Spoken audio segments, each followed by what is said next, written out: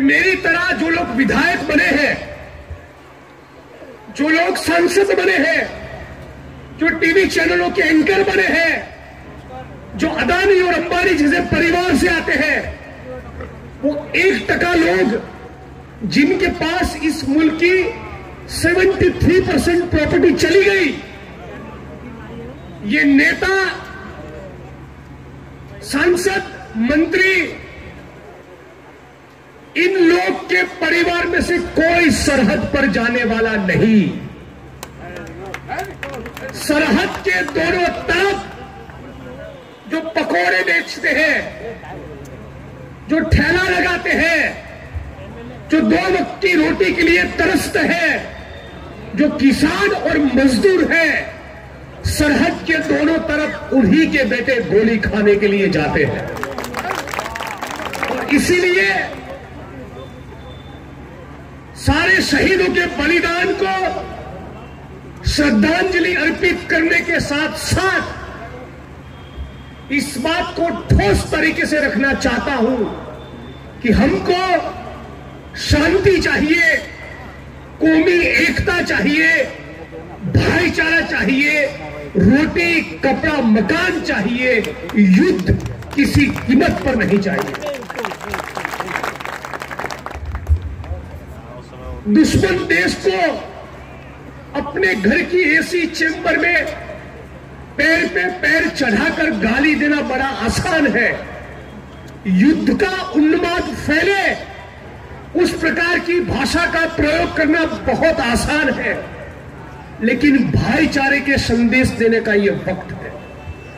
मैं बार बार यही बात दोहराऊंगा कि हमको युद्ध नहीं चाहिए, लेकिन यह भी ठोस तरीके से रखूंगा कि इस मुल्क की सारी पॉलिटिकल पार्टियां चुनावी फायदा उठाने के इरादे से नहीं, राष्ट्र के हित में एक साथ बैठे, एक मंच पर आए और आतंकवाद को खत्म करने का ठोस मसौदा तैयार करें। न हमको आतंकवाद चाहिए, न हमको जातिवाद चाहिए, न हमको कौमवाद चाहिए, न हमको हिंदू मुसलमान के दंगे चाहिए, न हमको किसी भी प्रकार, किसी भी स्वरूप की हिंसा चाहिए।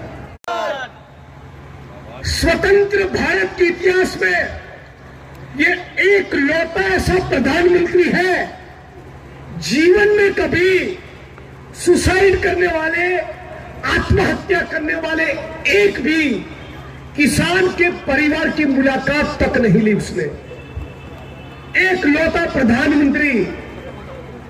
अरे आपको सचमुच बलिदान देने वाले, शहादत देने वाले इन जवानों के साथ कुछ भी लेना देना होता तो कल आपके मुंह से पिंटू सिंह के लिए श्रद्धांजलि के 2 शब्द तो जरूर निकलते।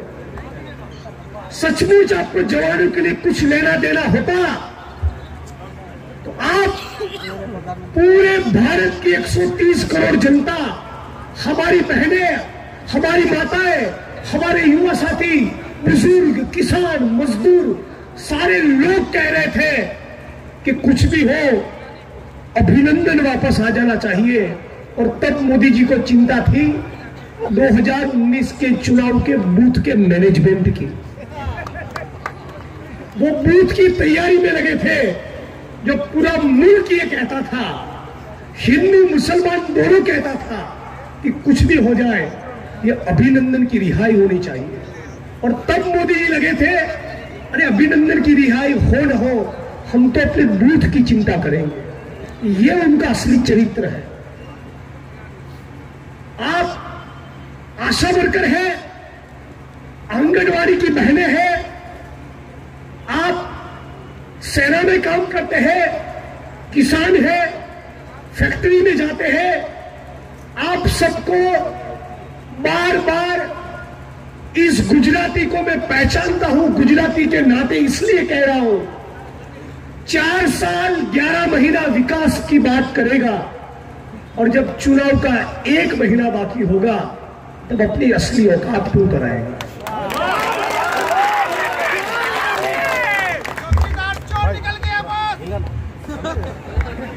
अब तो चौकीदार भी आकर ये कहते हैं कि इसकी वजह से हम लोग भी बदनाम हो गए।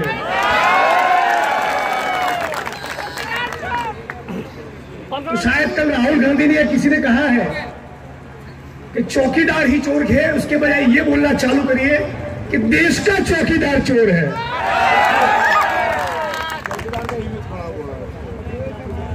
तो साथियों, ज्यादा न कहते हुए आप सभी ने इतने प्यार से हमको यहां अपनी बात रखने के लिए बुलाया, इस बात के लिए आपका धन्यवाद, आपका शुक्रिया अदा।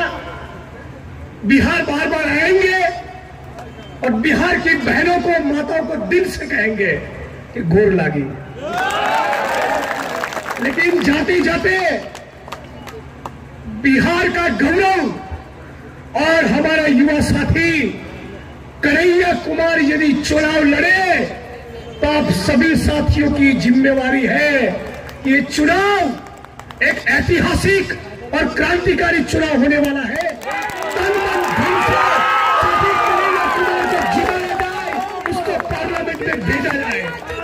में 80 करोड़ लोग, कितने 80 करोड़ लोग इस मुल्क में इस वक्त रोज के 20 रुपये में गुजारा करते हैं। उनके पेट में रोटी चाहिए। 40 करोड़ लोग ऐसे हैं रहने के लिए जिनके सर के ऊपर छत नहीं है, चाहे अहमदाबाद हो या पटना हो।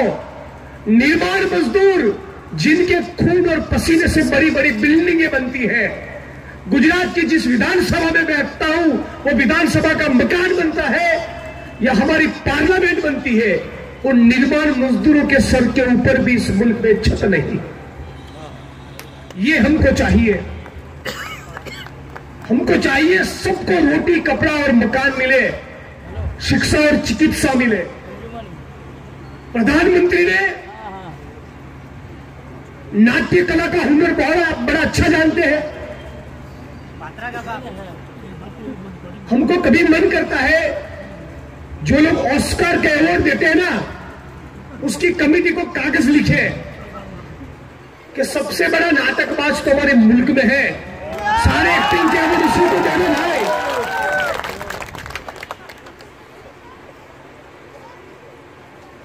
तो साथियों, जितना चुनाव नजदीक आएगा मोदी जी की आंखें आंसू से भी बहना चालू होंगे। जितना चुनाव नजदीक आएगा भाई को दूसरे भाई के साथ लड़ाने के व्हाट्सएप के मैसेज फैलाए जाएंगे।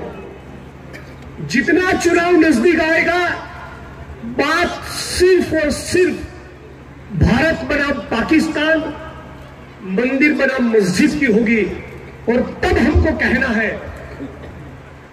कि हम हमारे मुल्क के संविधान में यकीन रखते हैं। संविधान ही हमारा धर्म है और हमारा संविधान कहता है कि हमको एक धर्मनिरपेक्ष समाजवादी लोकतंत्र चाहिए।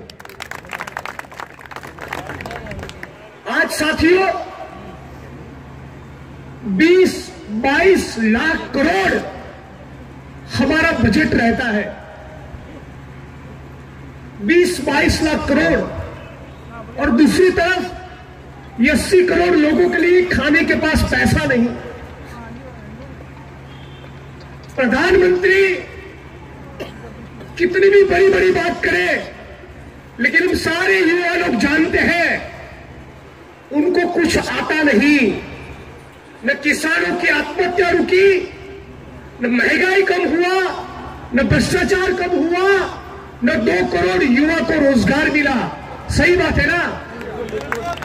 इसी मुद्दे के ऊपर हमको हमारी बात रखनी है। 15 लाख रुपया वो करेंगे बात मंदिर और मस्जिद की, हम करेंगे बात किसानों की आत्महत्या की, बेरोजगारी की, भ्रष्टाचार की, रफाल के सौदे की और हमारे रोटी, कपड़ा और मकान की। लेकिन कुछ बात है जो आपके बीच में रखना भी चाहते हैं। सबसे पहले तो मंच पर उपस्थित सभी साथी,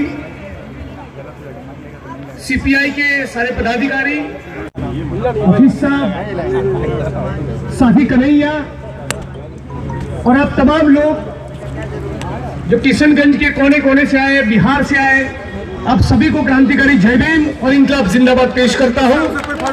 और किशनगंज और पूरे बिहार की बहनें और माताओं को बिहार के ही अंदर मेरा गोर लागी पेश करता हूं।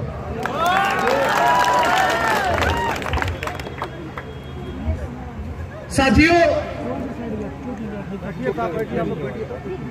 सबसे पहले तो मेरे पहले के सारे वक्ताओं ने बताया और पिछले 3-4 साल से लगातार हम सभी लोग एक मत होकर एक सुर पे ये बात को कह रहे हैं कि ये मुल्क स्वतंत्रता से लेकर अब तक इस वक्त सबसे खतरनाक दौर से गुजर रहा है, सबसे संकट की मुसीबत की घड़ी में से हम लोग गुजर रहे हैं। लेकिन सबसे पहली बात ये करना चाहूंगा, कल एक और गुजराती बिहार की धरती पर आया था, झूठ का शहंशाह बिहार की धरती पर आया था।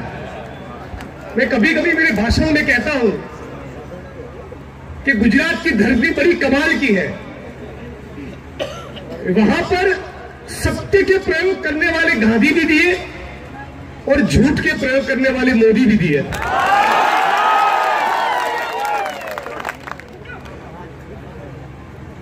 तो कल वो झूठा गुजराती आया था, अपना सीना कितना चौड़ा है, कितना 56 इंच का है, उसको लेकर बहुत सी डींगे मारी। बड़ी बड़ी बातें करने में चैंपियन है वो आदमी। लेकिन बेगूसराय में हमारे साथी, हमारा भाई पिंटू सिंह, उन्होंने जो बलिदान दिया है, न उनके बलिदान को सलामी दी, न उनके लिए श्रद्धांजलि के 2 शब्द तक कहे। जो अपने आप को 56 इंच के सीने वाला राष्ट्रभक्त बताते हैं, वो 56 इंच के सीने वाला राष्ट्रभक्त हमारे बिहार के बेगूसराय के इस जवान के महान बलिदान को लेकर श्रद्धांजलि के 2 शब्द बोलने को तैयार नहीं और चुनावी भाषण करके, झूठ बोल के, जुमलेबाजी करके दिल्ली वापस चला गया। लेकिन जो लोग कन्हैया कुमार को राष्ट्रद्रोही बताते हैं, उस कन्हैया कुमार ने कोई चुनावी भाषण करने के बजाय अपना हाथ सीने पे रखकर इस देश के लिए बलिदान देने वाले पिंटू कुमार को श्रद्धा सुमन समर्पित किए। ये अंतर है असली राष्ट्रभक्त और झूठे, जुमलेबाज, धोखेबाज, फरेब करने वाले नकली राष्ट्रभक्त के बीच का। यह अंतर बिहार को समझना है। और इसीलिए मैं तो कहता हूं कि बिहार की धरती को कर्पूरी ठाकुर की विरासत चाहिए, गोलरकर और सावरकर की नहीं। बिहार की धरती को मोदी और अमित शाह नहीं, साथी कन्हैया कुमार की जरूरत है।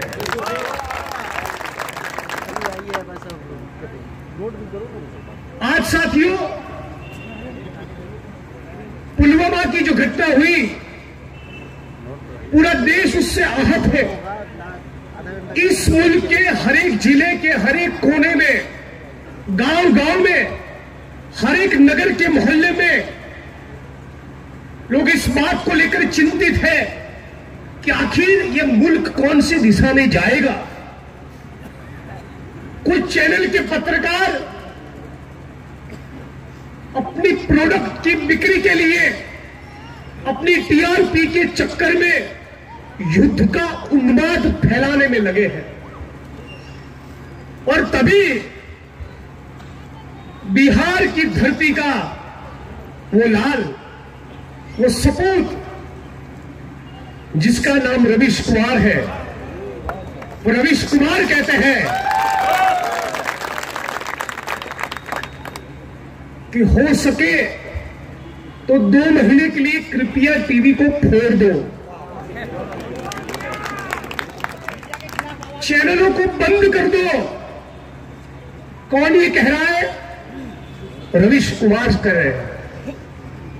वो तो पत्रकार है, एक निष्पक्ष इंसाफ पसंद पत्रकार है, झूठ नहीं बोलते इस झूठे की तरह। उन्होंने कहा, जो लोग उन्हीं की तरह पत्रकार है, अखबार में है, चैनलों में है, उनको कहा कि अपनी वाणी में संयम रखो, अभी मुल्क की हालत ठीक नहीं।